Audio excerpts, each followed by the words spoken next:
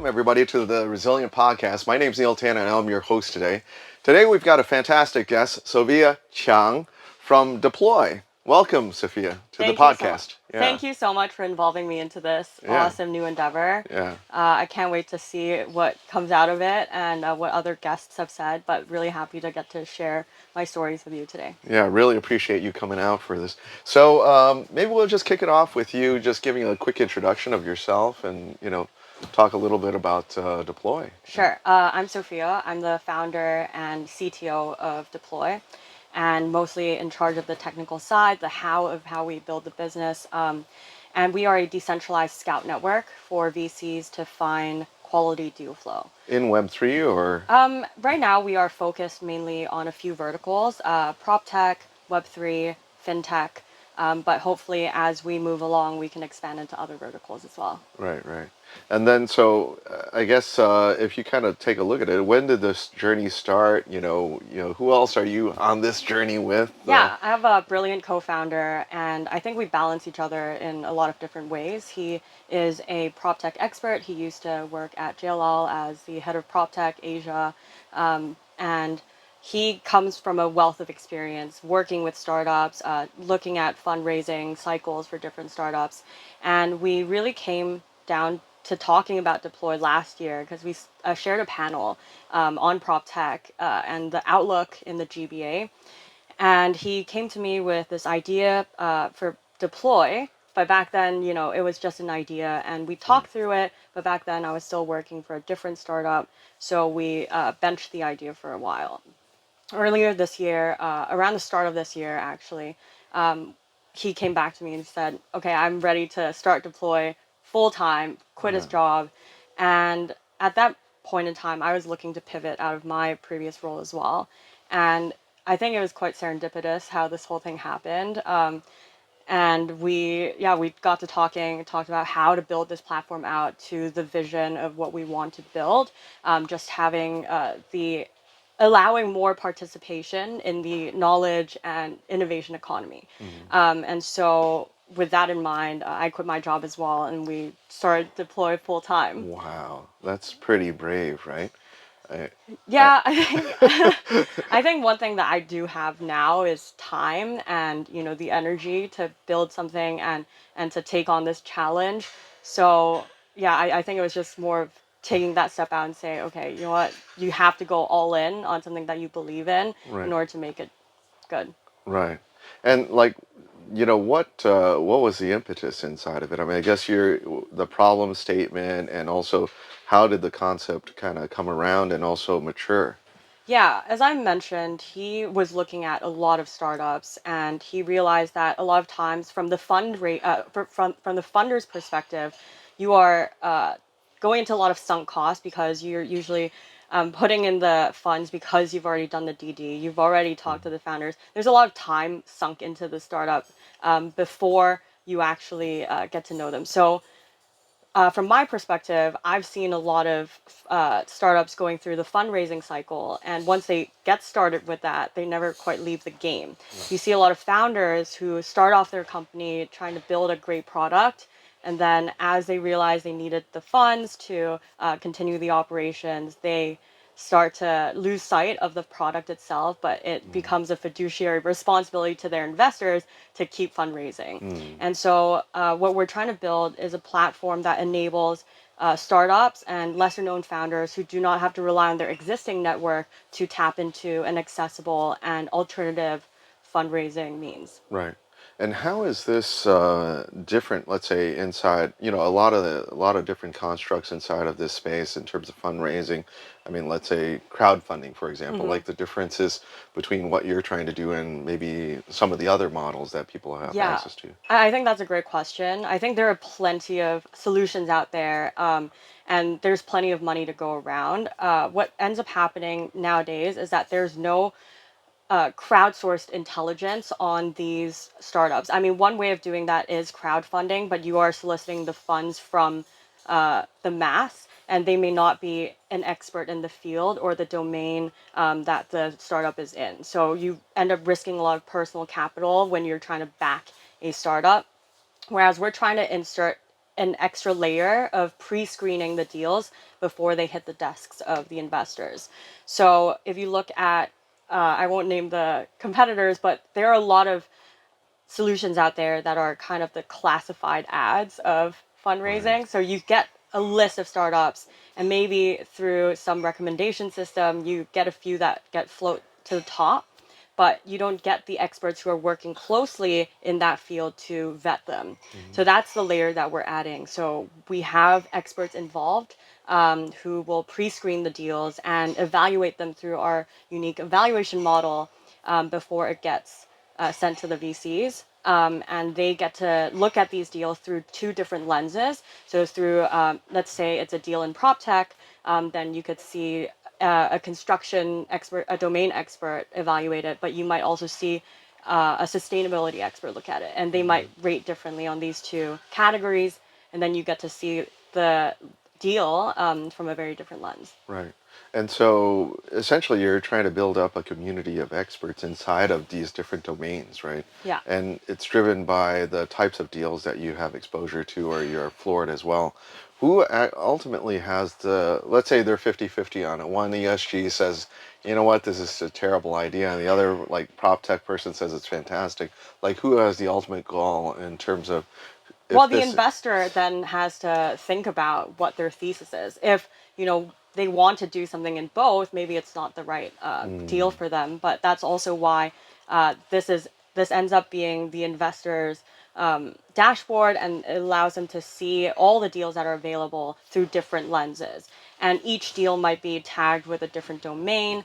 And this is also through the incentive model that we're trying to build by involving the scouts who introduce the deals, as well as the experts who evaluate the deals, and then ultimately the investors who get the option of choosing whether or not to go ahead with it. But we just want to bring that screening step a little bit closer to the ground so that it's not after a scout brings a deal on your table, you go through their data room, and then you waste a lot of the analyst's time mm, writing the investment memos, and then to realize, oh wait, we've spent so much time on this deal, but turns out it's not great. right, right, right. Yeah. So it's basically, so if you look at the whole community, you've got the scouts, you've got the projects themselves, you've got the scouts, and then you've got the advisors, if you will, and then you also have the buyers or the investors of those folks, right? And then you're putting them all together inside of the ecosystem, and then how do you actually, I guess, monetize, or how does this work? Is it a subscription model for like Yeah. investors, or Right now, we're going off of a subscription model for the investors, and obviously, right now we're still very early in testing this model. But we're working very closely with our ecosystem partners to make sure we're showing them the information that they want to see, as well as giving them the metrics that they would need to evaluate the deals. Mm. So this is also a perk of being an early subscriber, that they get to have a lot of say in shaping the product that would be suited for their use cases. Right. And then is there any sort of like, hey, you know what? I'm super interested in this deal. Can I get additional due diligence done by these experts? Like, is there other sort of ways to kind of Yeah, monetize off of it? exactly. Okay. So, one way we're pushing the platform forward in the future is to create these baseball cards, if you will. So Yeah. it's like fantasy football, but Yeah. fantasy expert circle. Okay. And you get to see these profiles of the experts, Hmm. what deals they've done before, or maybe what advice that they've given to startups before. You get to see the track record of every touch point, what deals they've also brought in to the platform. And as the investor, you get to play your own lead. You get to find the experts you want to work with, find the scouts you want to work with, and handpick your own team and play smarter bets, Right. basically. And what's to say, I mean, to play kind of devil's advocate, I mean, what's to say that these advisors don't take off and like, pull your clients essentially off the platform and then do other deals on the side? Is there a way that I you kind mean, of, no, nothing is really barring them from doing so, but they also don't get a full view of all the deals on the platform, because mm, as an expert in the field, you have a tag on the domain of expertise you're a part of. right. So you will end up being, you'll end up only seeing the deals that are within that domain. And Mm, if you wanted to invest, I mean, that's great for the startups, right? And nothing's really barring them from doing so, but I would assume that, a lot of experts do not have that capital, which is why they're doing, a lot of work on the side to Right. be an expert in that field. Yeah, and VCs are usually just gambling with other people's money. So, Okay. okay, maybe. Yes and no. Okay. Yes and no, yes and no. Obviously, yeah, yes and no. But I mean, the there's huge risk, right, Sure, sure, involved absolutely. in this Yeah. I mean, innovation economy. But that's also what gives you huge ticket sizes and yeah. huge growth. The power of law, as we call. Right. So, Wow. Okay. yeah. Yeah. So we try to create balance Yeah. in our ecosystem, and for every mechanism that we're trying to design, we're also thinking about how can someone hack into our system or take advantage of it. And we draw a lot of inspiration from game mechanics. So, for Oh, example, if we okay. buff one of the users' profiles, how would someone take advantage of that? How do you hack the system? How do you overpower other players in the system, right? So for every mechanism that we're designing, we go through a lengthy process of discussion, and there's constant debate about what we're trying to do. Right. And I still believe that it's a explore and exploit kind of tactic. We Sure. explore as many options as possible, and we exploit the one that gains most traction. Right. Do you guys have like other revenue streams, like let's say success fees inside of the deals and all those different things? I mean, is that also part of it as well? Yeah, Okay. so I mean, right now, a lot of VCs, the bigger VC funds, have their own scout networks, and there's no standard in what's the carry fee. Sure. There's no standard in how much fund is allocated for each scout. There's no standardization of what due diligence the scout has to do, and a lot of funds kind of use this as a entry level way of looking at venture capital, and so they solicit anyone in the industry, be it ex founders or people with the network, to join into this economy, right? But the thing So they is, you don't. encourage those people to go there. Exactly. Interesting. But Okay. the problem is that there's no standardization, Sure. and you end up, you can have a scout who's just like, oh, my buddy's starting the startup. This is great. I'll Right. just start. So Yeah, this is follow not you. the best Pump and way. dump or whatever, that type Yeah, of thing. Yeah. exactly. And we've Right. seen a lot of this over the last couple of years with the FOMO economy, people investing because everyone else said it's great. Sure.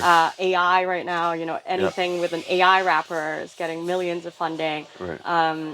I mean, yeah, people forget the basics Right. Right. when there's like the crowd mentality, the herd mentality.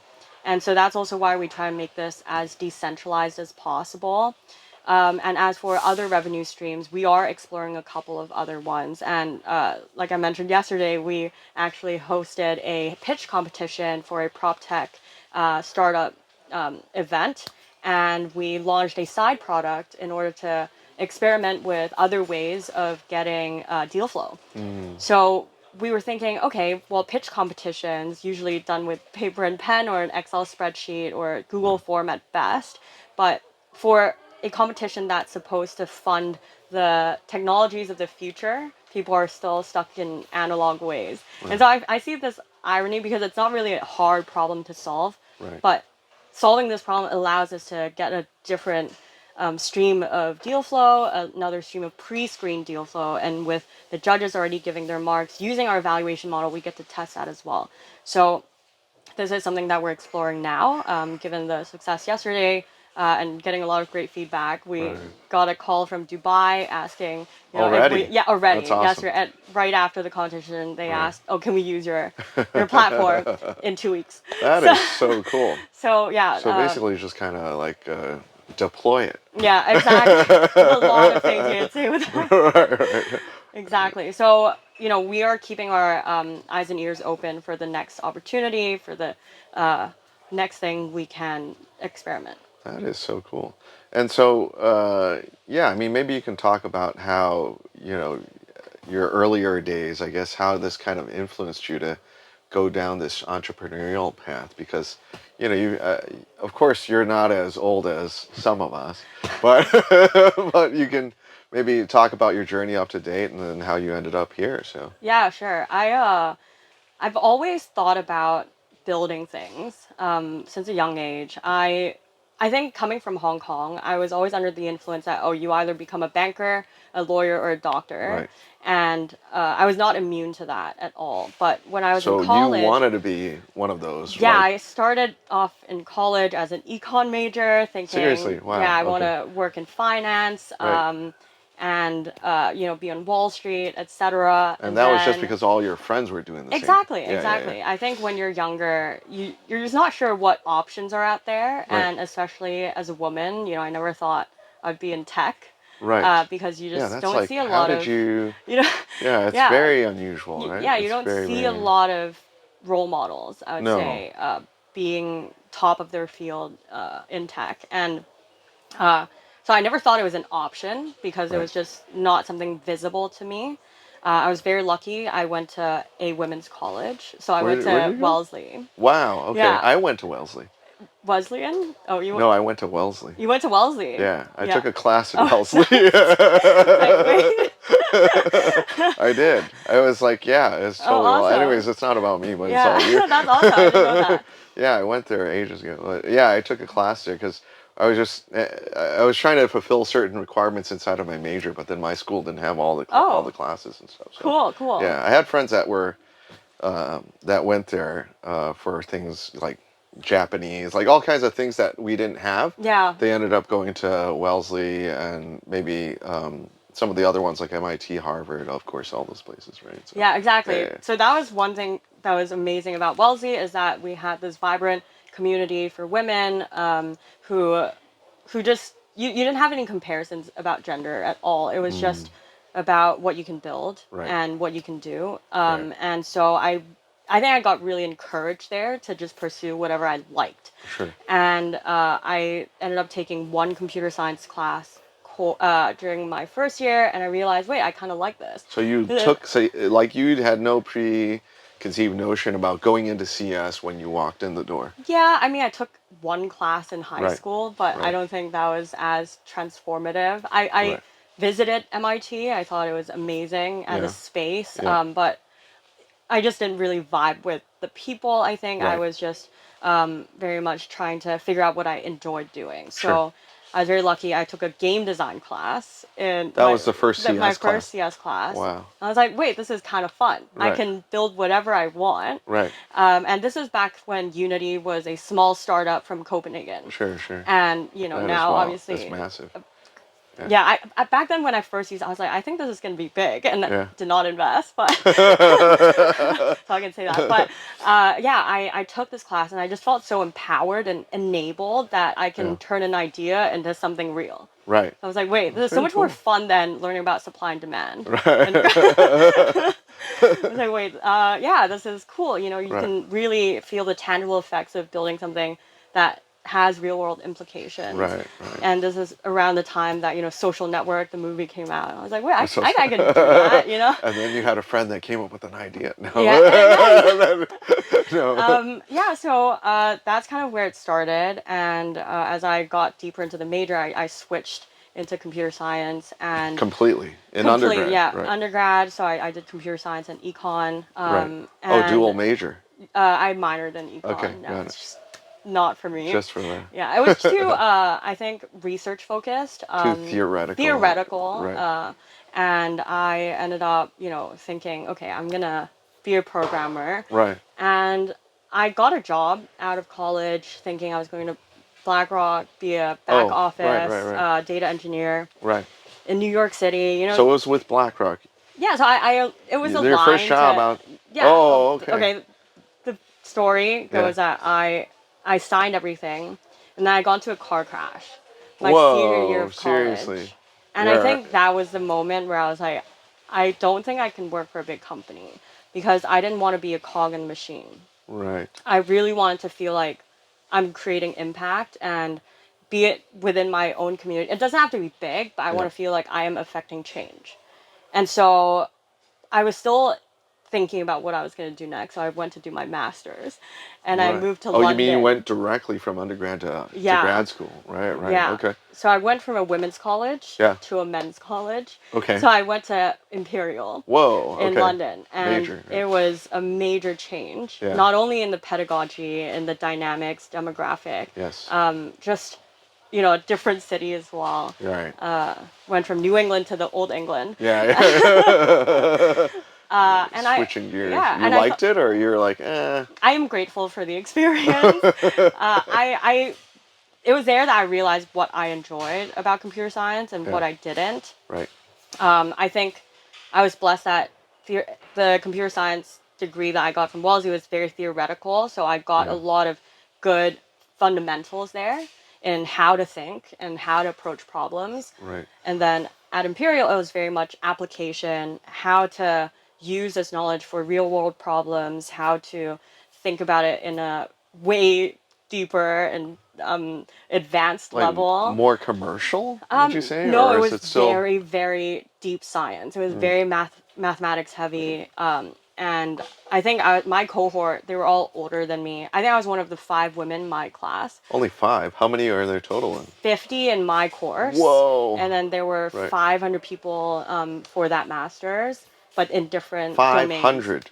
And so I did So advanced computing. right, So 50 people were in advanced computing. and And then there were only some like, 5 women. So yeah. wow. Because the prerequisite was that you have to have a computer science degree. Mm. And Yeah. graduate top in your class. Right. Like there are not a lot They're of yeah. who They're hit not. those They're not like checkboxes. yeah. I mean, in the states Yeah. they'd be like, oh, you have a philosophy degree? No, okay, fine, come on in. Yeah, Right? Yeah. exactly. In the Just to hit UK, the it's very like diversity quota. yeah, yeah. Yeah, and it was a different monster, I would say. It was just very, very difficult and adjusting to a new life in London. I didn't know anyone. I just moved.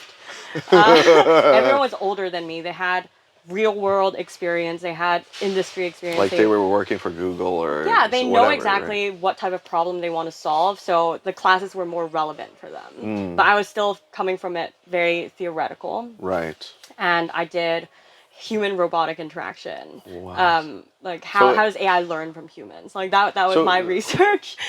so it was computing, but it was basically when they say computing, it's AI. Is that uh, how you would explain it, or I mean, I'm well, oversimplifying, yeah, probably. I Yeah. guess you could choose your stream for advanced computing Right. because it assumes that you have the basic level of understanding for computer science and how computers work, etc., and the mathematical Right. foundations to apply the knowledge into whatever field of expertise you want to choose. Mm, And I really enjoyed robotics because I thought it was a very interesting application of sure. machine learning and AI that Right. has real world applications. But I also felt like, from my experience of being in a liberal arts education, I could approach the problem from a more human perspective. Right. Because I think a lot of people who are thinking about robotic problems, they were thinking it from, the engineering room, Right. Right. but not how people actually use these technologies and how you can make that easier, more user friendly. Sure. Sure. Yeah. So my Wow. my research was about imitation learning. So how do robots learn from humans? So how Yeah. do they do that? I mean, there's a lot of theoretical Right. research, but what I ultimately love about computer science is that you can apply to any sort of problems. Right. And, my research was on how grammar can be applied to actions. Okay. So instead of thinking about actions as, isolated things, maybe you can apply a framework into breaking down certain actions into its semantic roots and their syntactic roots so that you can teach actions as language Say that to fast 10 robots. times. I don't know what you.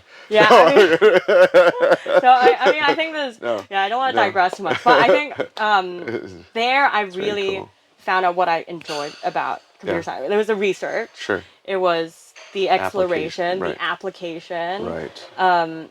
Not so much the sitting in lectures and listening for 2 hours about how to derive a mathematical proof. Right. That I realized was not for me. Right. I'm glad I learned it. I Right. think it's a really good background to have. Yeah. But at the end of the day, yeah, it's about the actual problem discovery and how to approach a problem. Right. So yeah, I got very lucky. I got a job right out of that at a startup. What were you? And What was that? so that was a military drone startup that I was talking about just Whoa. now. Right. Right. Right. Very cool. Yeah. So that was really interesting. But that's when I first discovered the problems of the fundraising cycle. Why? Oh. Yeah. Okay. Yeah. Yeah. So this was right before COVID. This was a year or two before COVID, I started joining this company. It was amazing. We were very on track. It was one of the best environments I've ever worked at. I have to say, everyone was so passionate about what they're building. People were cool and nice and just so smart. Yep. Every conversation led to, different horizons, things I've never even considered. We Right. were talking about at lunch. We would talk about, oh, what would it be like to colonize Mars? What would that look like? Right, right. What would the Before governance Elon, structure? no. Yeah, I mean, not before, but I'm sure everyone was thinking about it. But Right. having these conversations was Yeah. so enlightening to Right. know that people were just thinking about these problems. Mm. But yeah, we were building something that was ethically challenging, and it was a lot of heaviness as well because we were building we called an advanced system on a drone, and this means that it can shoot projectiles out of Sure. it, and It's what it not was just used pure for, surveillance, right? I mean, it's right. a whole bunch of different things. So that there are a could be. lot. So we talked to the UK's ethical committee on. Oh, you had yeah, to talk to them yeah. So we were to in series. So when I joined the company, it was 6 people, right. and by the end, it was about 60 people, and we were on track to raise Series B. Yeah. But this is when COVID hit, Whoa. and it is impossible to work on a hardware startup remotely. Like, you Yes, cannot do right. it through Zoom. It was Right. just not possible. Right. Back then, there isn't as many conflicts going on in the world, and there was no market, there was no investors who could come see our product. And so, yeah, the company, after a really long and arduous battle for survival, and you can imagine a hardware company with its own production capability, huge capex, Yeah. and Massive. yeah, Massive. just saw a liquidation event happen. Wow. So that was the first job I had. Right. And this was around the time of COVID, so I was like, maybe it's time for me to move back to Hong Kong. Right. Right.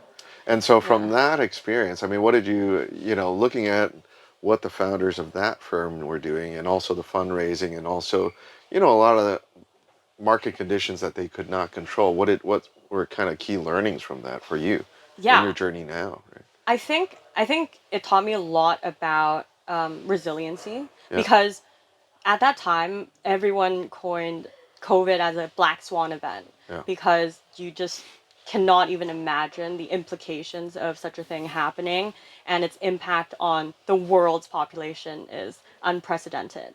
And I think at that point you can see some companies did really well out of COVID, right? Because they Right. maybe transitioned really quickly, or they pivoted, or maybe Or they were in the right place at the right yeah, time, like a Zoom exactly. or something like this, right? Exactly, Yeah. Yeah. exactly. Right place at right time. But I Yeah. think that has less to do with resiliency. That's more just being lucky in Right. that Right. situation, Yeah. choosing a domain. But I think the company could have handled some situations better, not trying to raise during COVID, Sure. or maybe trying to, yeah. I mean, I'm sure they've tried a lot of different things, but it's just, a combination of both human factors and situation. But just thinking of the worst case scenario when Right. these things happen is important for every founder, I think. Right. Just knowing that this could happen anytime. Yes. Memento mori, right? Like, Right. not just in Right. life, but in Yep. business as well. So yeah, thinking about what does the end look like, What's the and plan B yeah, or, plan B, all the and just contingency plans and things like that, right? exactly Right. having you know places where you can have reserves or redundancy or plan B, or maybe, yeah, I don't know, just thinking about different ways of handling it would have Right. been better. But we were scrambling at that time. Right. Yeah. And I think another thing was that it showed me how the VC game was played. Oh, the Because, VC game. yeah, Okay. because Because they were basically funded completely by VCs, or? yeah, so there were Okay. innovation funds from the government, Sure. as you can imagine, with the UK government being involved. There was Sure. like Yeah. innovation funds, but a lot of times, because it is backed by the government, you need a one-to-one backing. So you need someone else to be the lead, and then they will join and Match it. match. Yep. Yeah, so then you look at the way he was fundraising was, through his own network or his network's network. Yeah.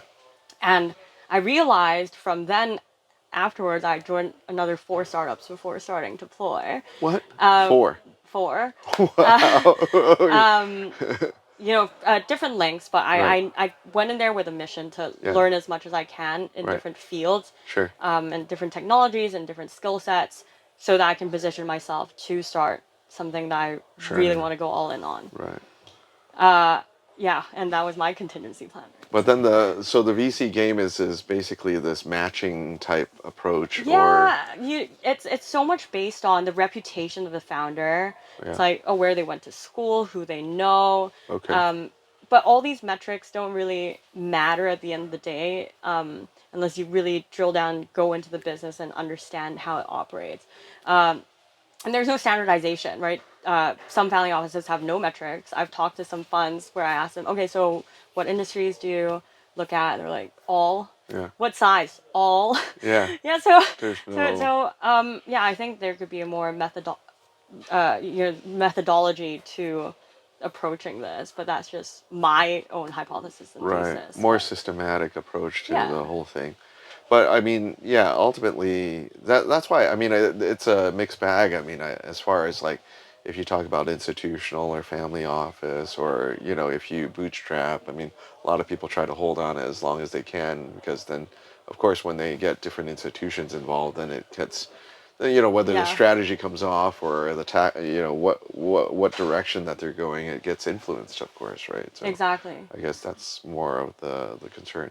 So then you ended up going to another four or four other startups, and Right. then So my and thinking back then was that, I always thought I was going to be in the back office at that point in oh, time. okay. I really enjoyed being a programmer and Why? researching AI Like just sitting and in the back, just kind of building stuff and not yeah, it was facing fun. It the was markets or anything like right, just that. Like, learning and back then I was an AI engineer at that company, so it was at the at the okay, drone company. got it. So I enjoyed that thoroughly, right? People just Right. selling the product, and I could work on crazy problems that no one has solved yet. Yep.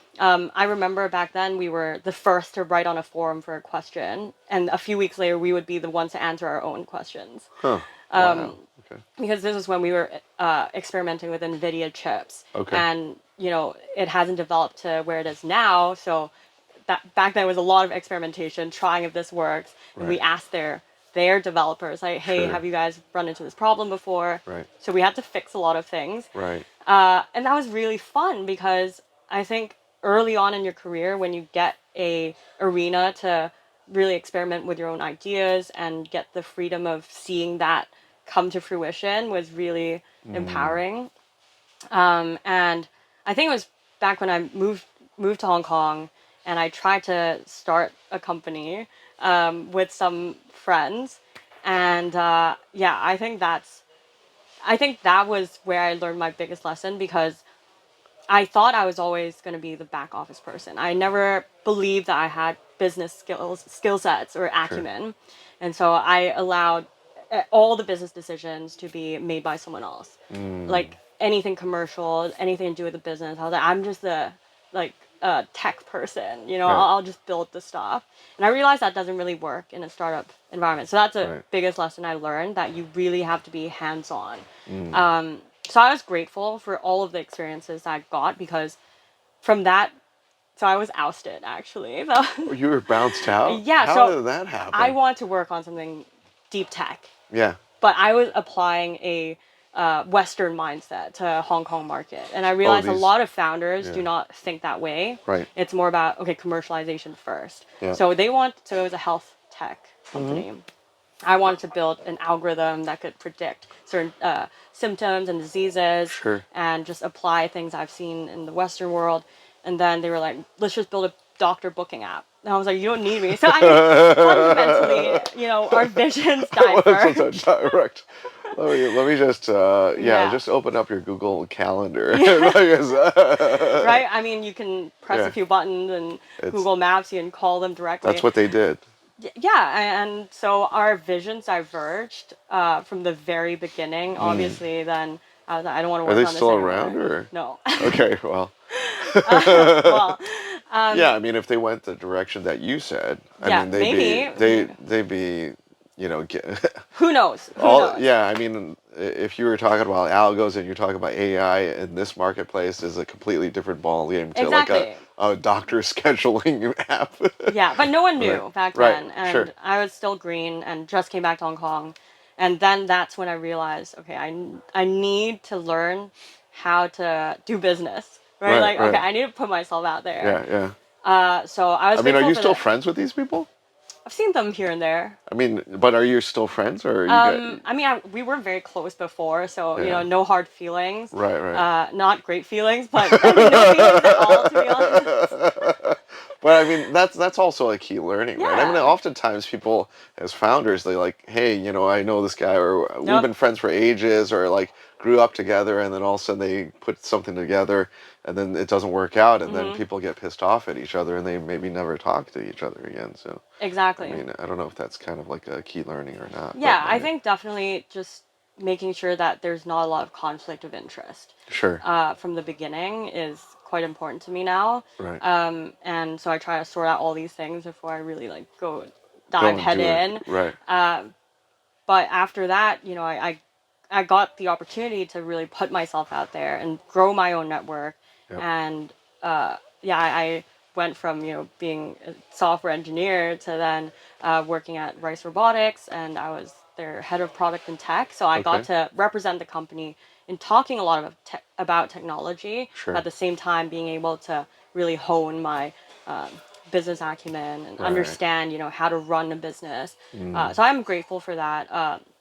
But yeah, I think just aligning with the founding team is so important. Just finding that balance and alignment and making sure that you're constantly challenging each other's ideas, but in a constructive and fruitful way right, that you right. want the same outcome. Like there's mutual respect kind of thing. Yeah, Yeah, yeah. yeah, I know what you're. We're not going to say it, yeah. My but gloves are on. Yeah. so now you transition all the way over to, hey, we're going to go and launch this deploy platform, and how did you choose the problem, like, because you spend a lot of time inside a robot. I mean, it's a leap from robotics to talking about Absolutely. investments, and then like how did that kind of come about, I guess? Yeah, I would say that I'm not tied to the problem, but I enjoy the challenge. So I think for me, approaching deploy, it was about solving a problem that I really felt throughout my last couple of years of working experience, from seeing founders locally Cool. struggle, from getting the right investors Yep. or just getting their names on the table. They spend so much time pitching and talking about their runway and talking about what they're doing with the money instead of building the product, building the company, or really understanding the day to day operations of the company. And I found that incredibly annoying and inefficient. And so to me, it was just about, okay, how do we solve this in the Right. best way possible? And I do believe that Deploy is the best of both worlds because I get to still see and touch a lot of the frontier tech Sure. that led me to today. But at the same time, I get to also I don't have to be as involved and Mm. really solving the problems as granular as okay, this line has a bug, Right. to Right. now having a more macro view and okay, how do we get these startups funded? Oh, is the tech sound? Mm. Is everything that they're building, does it make sense to present to the investor? So just having both sides of Mm. that is quite nice. What's I guess probably like the two big pieces inside of it is like, what is the AI element inside of Deploy? What's the sort of like the Web3 elements inside of Deploy, and how does that fit into sort of like the business model, right? So, Yeah, sure. So this is all in the works right now yeah, because we sure, do believe that it is important to have a good foundation before you're applying technology to the problem. sure. Because a lot of times now, if you see Web3 and AI, Yep. people have the hammer, but they're looking for the nail. Yeah, You know, exactly. they're trying to fit the problem to the tech and Yep, not the tech to the problem. that's right. And we fundamentally believe that okay, the value chain of the entire deal flow can be put on the chain. Sure. There are things that we can do with identity management that could be done through Web3. For example, soulbound tokens. How do you do KYC once and have it forever be that person? And so we don't have duplication of users, because a big part of our gamification or economy is reliant on people's reputation on the platform. Sure. Right. And then there are things like AI, where we're trying to optimize the workflow of the people involved. We don't want scouts to be spending too much time doing the DD. We don't want the experts, spending too much time reading through the decks and whatnot. Can it be summarized? Can key information be extracted? We want to call it human splaining. So Human like splaining. human Okay. splaining. So we want to not pit AI against humans, but having an AI presented model and the human presented models, and then Right. to come to the convergence of the best evaluation model for a Okay. startup. Right. Yeah. Right. And that also involves maybe looking at historical data, maybe pulling information about the startup's track record, their data on the web, like what's publicly available, just to have a more well-rounded view Right. of what, and this greatly surpasses what a human analyst can do, right? In 1 hour, maybe they can at most read through their recent tweets. But if you have if you have AI, you can really distill that information, get some sort of sentiment analysis, Right. and we call it time on deal. How do we minimize the time on deal for Right. any of the human actors? So it's basically trying to get not only the deal flow, getting access, but then also shortening the time, making it more efficient for deal flow. Like, is that something that some of the PEVC folks can? Could there be an institutional version of Deploy? Yeah, I mean, that is also the dream, right? We Right. want to start small and Right. see where we should spend most of our energy on. We're still a very agile and lean team. And so our bandwidth is obviously limited right now. Sure. But we're also in a very great position where we're not actively fundraising, so we can really Not focus on. We're zero. not. So we're. So how'd you guys? So, I mean, yeah, one of our investors is also the co-founder. Okay. So we're very lucky to be in this position where we can focus on actually building the product that we are happy with, the investors are happy with, and everyone in the economy that we're building is happy Right. with. Right. But I mean, obviously, this will run out at some point, so we'll see then. Well, you guys will have it built out and then start, churning. I mean, bringing in clients, revenue, and all those different things. Hopefully before then. What's your view? I mean, you guys are set up in Hong Kong, right? I mean, Hmm. you guys are based here, homegrown. I mean, what's your views in terms of Hong Kong as an ecosystem or as for startups? I mean, been your experience? Yeah, I think Hong Kong is an interesting place for a startup because uh, the sentiments change Mm-hmm. depending on the season, depending on what activities are out there. There's like certain peaks of hype if it has Yeah. anything to do with fintech or has something to do with prop tech, because I think those two pillars are the strongest drivers of the innovation economy in Hong Kong. But obviously, if you look at other sectors, so one term that Jordan has coined, my co-founder, he said that there's a lot of white-collared solutions for white-collared problems in Hong Kong. White collar solution. And So that's like I red really like tech-ish that. kind of Yeah, thing, I really or like that right? because I think Hong Kong as a whole is quite a privileged society. If you look at the people who are benefiting from the startup ecosystem, they don't have a lot of real problems to solve, right? It's mostly about how do I increase my margins, how do I increase sales, Yeah. how do I, Right. but if you look at emerging markets, there's so much opportunity to be had there, Mm. and yet they are the ones who do not have the network that we have. They do not have the capital, the resources that would allow them to flourish, and so at the backbone of Deploy, we just want to increase participation into the innovation economy, like making sure that people who don't necessarily have VC contacts, on their speed dial, people who like that, who have an amazing idea, who have some traction, they can grow their business. Sure. Yeah, so we're really betting on those kind of startups, and I think also in the future with AI, with with it being so easy to build something from scratch, I really do think that, ticket size will be smaller. You don't need as much money from VCs. You could bootstrap. You could, you could get a loan, but it's really about making sure people who might not have the voice get a platform. That's right. Yeah. Right, right. Awesome. And then, so what's sort of like the future look like for you guys? I mean, what's on the roadmap and, how do you guys see yourself developing, evolving inside of this place? Or even generally, I mean, inside of Hong Kong, like what do you see kind of happening here? Yeah, I think that's a huge question. Yeah. I mean, obviously, in the long term, we really do want to just make sure that we have a very diverse group of startups, so deals on the platform. We have active participants from the scouts and the experts who can evaluate these models. And we really do hope that we can build up that incentive model so that Mm, people do feel like they have a voice and agency in the system. That is the overarching mission. yeah.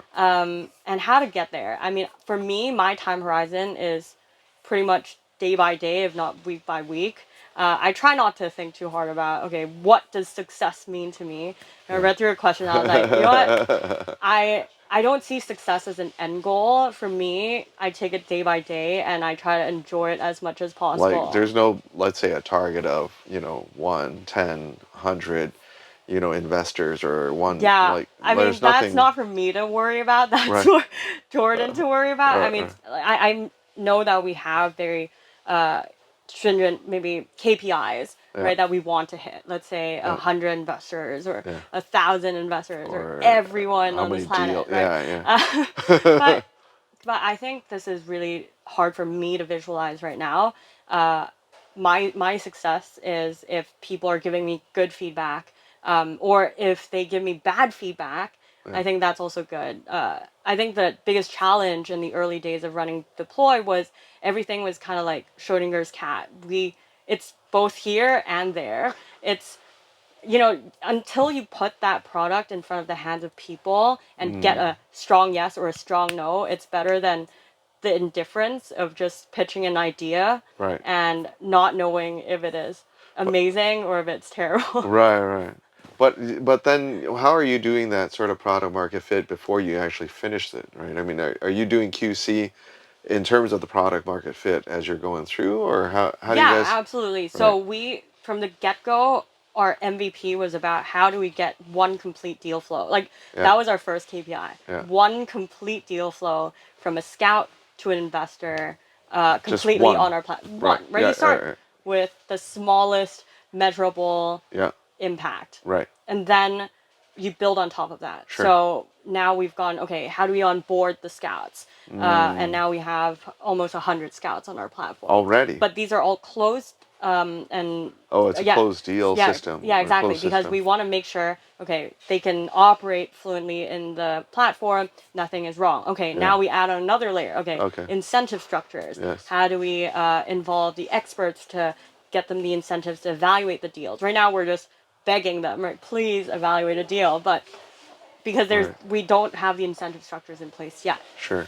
So we're building this layer by layer and testing as we go along. If something doesn't work, okay, we go back a step. Yep. Where do we branch off from there? Hmm. So it's very methodical. We Yes. definitely want to make sure at every step we know what went wrong or what went right, Yes. and it has to be measurable. Right. Okay. So it's you got very clear KPIs as you're going through in terms of product market fit and the iterations, and then this is what's on the roadmap as you're going through. Right. Yeah. Exactly, Yeah. Got it. exactly. Got it. Cool.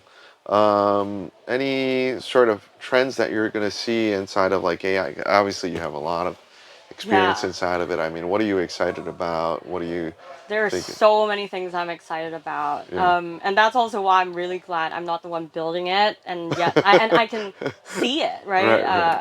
and I can hopefully help fund it. Yeah. But I think with AI, yes, right now we are at the layer of LLMs and thinking about personalization, but again, white collar problems. Right. Um, I really do believe that AI has tremendous impact on research in physics, in biology, in the combination of AI with other things. Right. Because AI ultimately solves the higher dimensionality problem, right? It's just that if you have data that is incomprehensible to the human mind, Yep. you can basically throw data at it and have it come up with a pretty sound model. Right. And this has implications in biology, with how DNA is sequenced, how we understand how the human body works, in new therapy, and just how do you prolong or better human life. Mm. I think there's a lot of work that could be done with energy optimization, Sure. and yeah, just on impact as a whole. I think we should start looking at these bigger problems and understanding that it doesn't require that much effort to start thinking about these problems. Mm. And really just encouraging more people to start from the problem solving mindset, Right. because the tools are there. Everyone can do it. But yeah, it just requires, the grit and mentality to keep going. So it's going more into this healthcare and being able to understand our own bodies and how we evolve, or we can in some ways potentially manipulate that to have better outcomes is what. Yeah, yeah, Yeah. and I think this is one part that's interesting. Obviously, with climate resiliency, there's a Yeah. lot that could be done on the energy grid. I think that's also something really important to me. With AI, it's hugely energy intensive, right? With Right. training the models, with running the models. I think Yeah, there but could be nobody's ever said that. No, I mean I, when you're pumping yeah, out Bitcoin, people talk about it, but yeah. then to train the models and those different things, that's a different thing, though. Exactly. So Right. I think there are definitely ways to make this process more efficient. Sure. I don't think we can disregard, like, say, a huge ban on Mm. pushing this technology forward, but I think there are different ways of making the infrastructure more sound and more sustainable. And yeah, maybe even some integrations of AI and blockchain. How do we, for example, use blockchain as a backbone for robotics, and Yes. you can create swarm robotics that could cooperate, and maybe this can replace certain dangerous jobs like doing Mm. mines, or doing certain dangerous, going to different places, but you can use AI and blockchain in that. Right? So Sure. these are really interesting topics, Right. but obviously, yeah, I am sure some people are out there figuring it out. What's your view on the AI ethics piece, right? I mean, of course, that's always on sort of like people's radar screen. Some people say it should be regulated. Some people say no. What's your view on that? Yeah, I'm split because the more and more I talk about it, there's this, on one hand, you see AI as an arms race, Yes. and then people say that, oh, it's not an arms race, it's a suicide race because, one day the AI will Mm. oversmart us and become our overlords and, wipe out humanity, whatnot. But I think if you are going down that line of thought, you are also disregarding the fact that if you are assuming AI is intelligent enough to do so, then what about its morality? Like, Mm. what about its way to reason and to, if they become our overlords, or they must have some reason to do so. I don't know. So I think this could be a tremendous impact towards society where we could have AI aid in a lot of our work in allowing humans to do what we do best, Right. and like us being the coordinators instead of doing the actual labor and manual stuff. But at the same time, I do understand that, AI in the hands of the wrong people, then okay, what does that mean? But then it leads to the argument of, like, who are the wrong people? Like, AI is ultimately trained from humans, Right. right? So yeah, there's a lot that could be said about this topic. So I feel like one Right. question to distill all my thoughts is quite difficult, but Right. I But is think, there going to be like a human council in the UN or something? I don't know. I'm just yeah, I making think it up or ultimately, something like if that. as Right. long as the decision making power is still put in the hands Right. of human, and you're using AI maybe to distill the information for you, or to present you with different sides of the argument, to allow you to have an understanding that you didn't have before, I think it could be a really, really great tool for us. So more like the objectivity of it. Yeah, Like yeah. it's not just coming from one perspective or that perspective. It's like it covers the basis and then lets you make the judgment call, Exactly, right? exactly.